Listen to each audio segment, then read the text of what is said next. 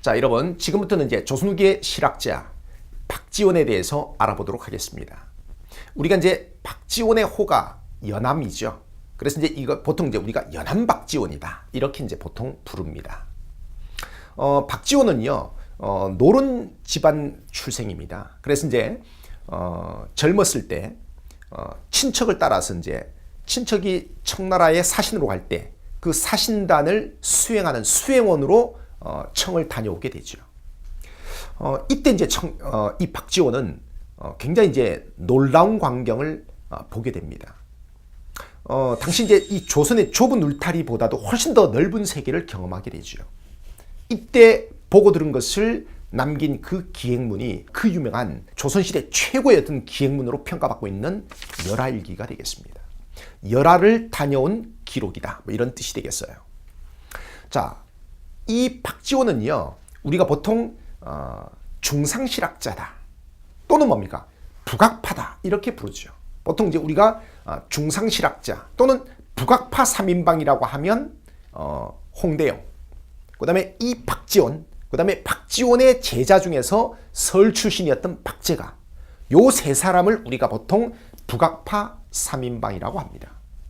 그런데 이 북악파의 주장은 청나라 문물을 적극적으로 수용하자고 주장을 했습니다. 기존의 생각과는 아주 파격적인 거죠. 저 옛날에 병자호란이 있었습니다. 1636년에 병자호란 때 우리가 청나라한테 무릎을 꿇었죠.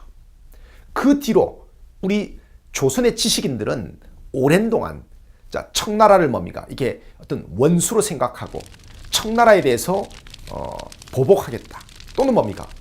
청나라를 정벌하겠다 이런 생각을 이제 오랜 동안 가지고 있었는데, 이 박지원 같은 실학자들은 청나라를 무조건 배척만 할 게 아니라 우리에게 이런 게 있다면 청나라 문화를 적극적으로 받아들여야 되는 거 아니냐라는 주장을 했던 거죠. 그 다음에 뜻뿐만 아니라 기존에 이제 농업도 되게 중요하지만 상공업을 진흥시키고 발전시켜야 되는 거 아니냐라는 주장을 했죠. 그래서 이제 요것 때문에 이 인물을 적극적으로 수용하자고 주장하기 때문에 청나라가 우리 조선의 북쪽에 있는 나라니까 북쪽을 배우자. 그래서 이제 북악파라고 하는 거고요.